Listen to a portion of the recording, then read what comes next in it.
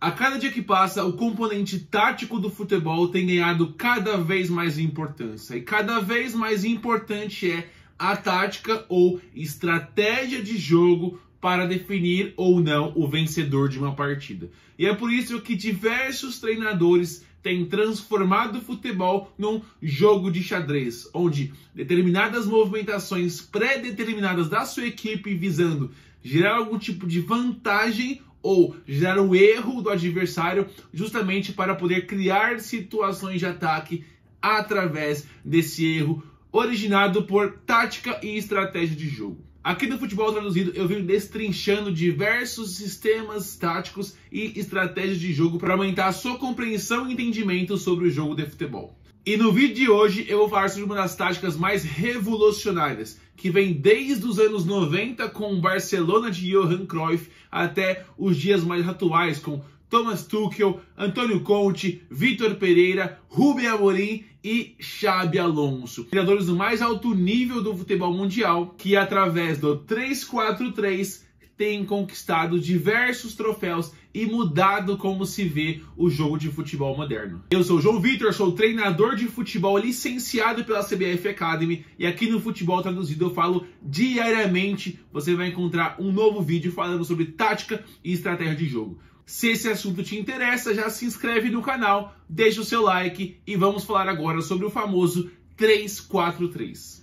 Antes de mais nada, vamos falar sobre dois termos aqui, posição e função. O 3-4-3, ele se posiciona com 3 jogadores na primeira linha, 4 na linha central e 3 jogadores mais avançados. Isso é a posição. Essa é a posição, né? A forma orquestrada, como se configura o 3-4-3. Porém, quando a gente vai falar sobre funções, a gente já entra em detalhes um pouco mais profundos, porque o 3-4-3, por exemplo, ele tem essa primeira linha de 3 jogadores, mas o que não se descreve ou que gera uma obrigatoriedade de ser 3 zagueiros de ofício. A gente pode ter laterais ou até mesmo meio-campistas compondo essa primeira linha de 3 do 3-4-3. Essa primeira linha de 3 atletas, ela tem como objetivo ter uma construção sólida, diversas opções de linhas de passe para sair com a bola conduzida, com a bola dominada desde a própria meta. Então, geralmente, essa saída de 3, essa construção com 3 jogadores, ela é utilizada justamente por isso, para você ter domínio do jogo, controle, posse de bola desde o início da construção da fase de ataque, ou seja, desde a saída da bola da meta, desde o tiro de meta. Quando a gente fala de posicionamento em campo, em organização, geralmente o que se busca criar são as formas de triângulos e losangos. Nessa primeira fase de construção, com essa primeira linha de 3 jogadores e com a linha de 4 subsequente logo à frente, você consegue justamente criar diversos formatos de triângulos ao longo do campo. Isso facilita a construção, facilita a circulação da bola, facilita a busca por o que a gente chama de homem livre ou jogador livre, que é o jogador que vai estar com tempo e espaço para progredir, jogador livre no campo. E esse formato, inclusive utilizando o guarda-redes, utilizando o goleiro, você consegue criar diversos tipos de triângulos, visando criar diversas opções de linhas de passe. Jogadores que podem participar tanto de um jogo mais curto quanto de um jogo mais longo. Você facilita a circulação, o toque de bola entre os companheiros. E isso se mantém também da segunda para a terceira fase do jogo. Repara que quando você linka os jogadores de ataque à linha média, você também cria diversos triângulos. E se você une o campo todo, você, além dos triângulos, você cria os losangos também. O que facilita a circulação da bola, facilita você encontrar o jogador livre para bater a pressão do adversário e construir através de controle e posse de bola. Ofensivamente falando, vamos ver na prática então o 3-4-3 contra uma equipe que joga num 4-4-2. Repara que 3 atletas posicionados com a função de construir a 3 na primeira fase, você já consegue criar superioridade numérica, vantagem numérica, para construir com facilidade. Então, caso um dos atletas tenha o que nós chamamos de bola descoberta, quando ele não tem um opositor, um oponente à frente, ele consegue progredir via condução para a segunda fase do jogo, centro do campo. Mas, se essa pressão ocorre, como eu tenho linhas de passe próximas, eu consigo circular a bola para encontrar esse jogador que tem espaço. E aí ele consegue avançar. A partir do momento que ele avança, o fato dele entrar na fase 2, no centro do campo, a gente consegue criar a vantagem numérica também nessa fase, fazendo 5 contra 4. Então, nesse momento, nós vamos construindo vantagens através da posse de bola devido a essa estrutura do 3-4-3, devido a esse posicionamento inicial. E mesmo que aqui eu não consiga mais progredir, porque um jogador me fez esse salto, ele veio pressionar e impedir a minha progressão, eu tenho novamente o que eu falei dos triângulos.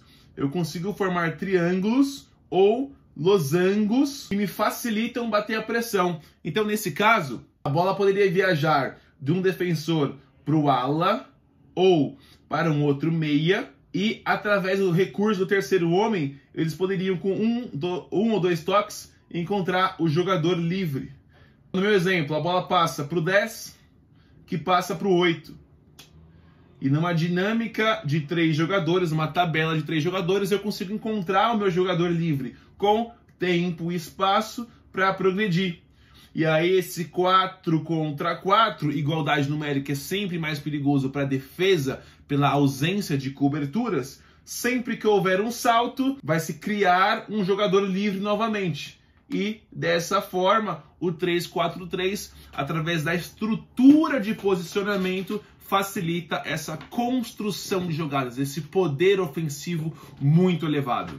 Defensivamente, o 3-4-3 possui alguns tipos de variações. Ele é um sistema muito flexível, então você consegue adaptá-lo a diversas formas de se defender.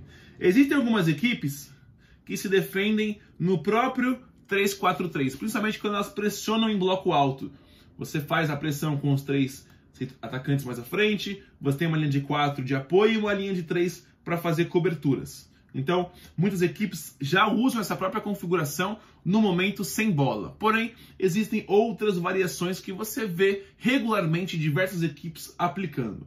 Uma delas é do 3-4-3, você transitar no momento sem bola para o 4-4-2. Nesse caso, geralmente, um dos alas baixa para fazer a linha de 4 e o atacante recua para fazer a segunda linha de 4, formando um 4-4-2. Lembrando que isso pode acontecer no lado de cá, com o lateral esquerdo baixando, esse atacante recuando, o atacante do lado direito permanecendo e o ala pelo lado direito também permanecendo, fazendo esse 4-4-2. Então, independente dos lados, você consegue construir essa variação defensiva. O 4-4-2 seria uma variação mais intermediária, vamos dizer assim, porque eu consigo me defender de uma forma um pouco melhor na última linha, já preparando para o contra-ataque, se eu apenas recuar os alas e defender num 5-2-3. Dessa forma, a gente consegue se defender, por exemplo, contra times que usam a linha de 5 no ataque, como o 3-2-5, que eu já falei aqui. Tem 2 volantes por dentro para bloquear o corredor central, e o fato de você deixar 3 jogadores no momento sem bola um pouco mais distantes permite que você tenha um desafogo, um contra-ataque, uma transição facilitada, porque a partir do momento que um desses jogadores, um desses 7, conseguir recuperar a bola, eles vão ter 3 jogadores mais à frente para poder receber e de repente num contra-ataque definir a partida. Também é uma estratégia de equipes que não querem que a equipe adversária coloque muitos jogadores na fase de ataque, porque aí mantendo 3 atacantes mais à frente, você meio que induz o adversário a se preocupar com o contra-ataque.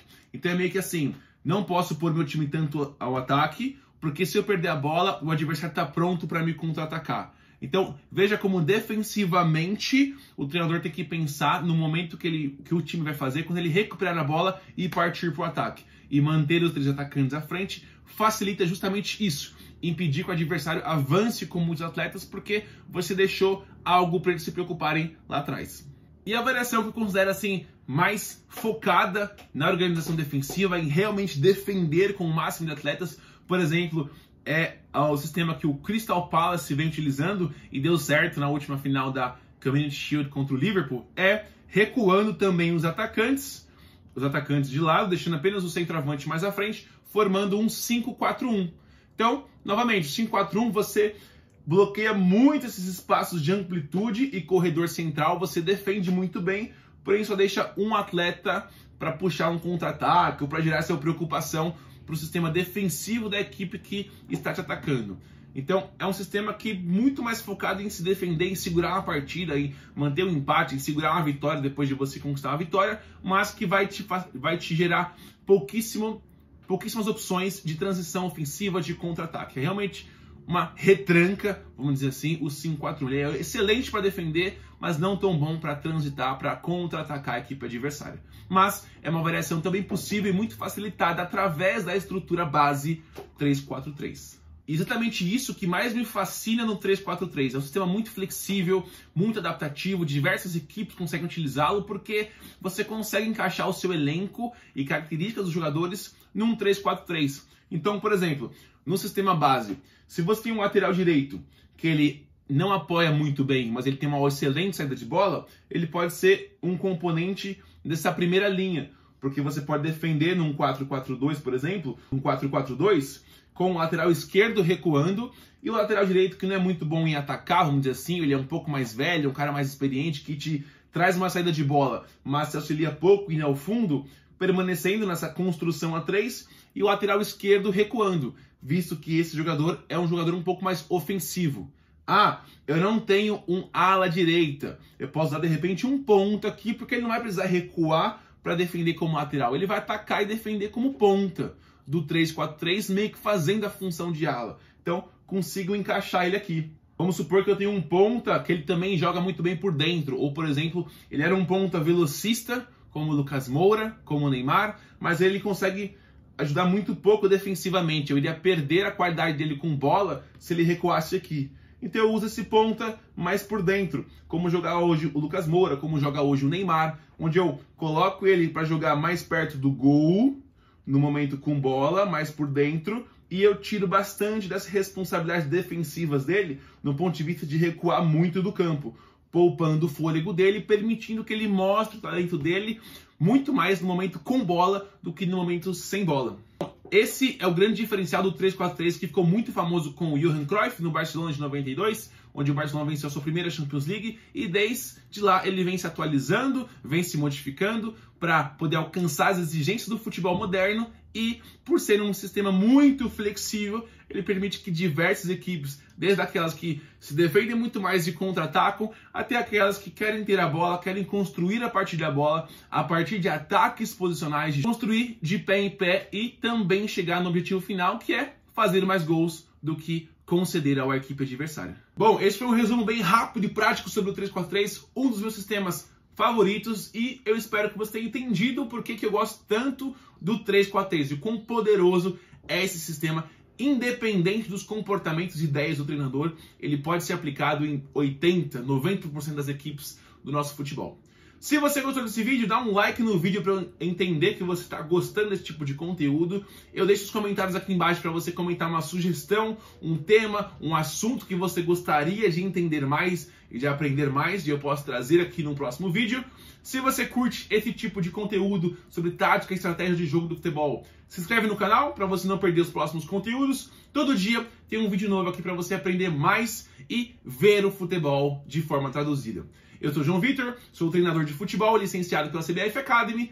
Eu te aguardo aqui para um próximo vídeo, seja aqui, esses vídeos mais longos, ou os shorts e os reels que eu posto diariamente aqui com conteúdos mais direto ao ponto. Fico por aqui, um grande abraço e te vejo no próximo vídeo.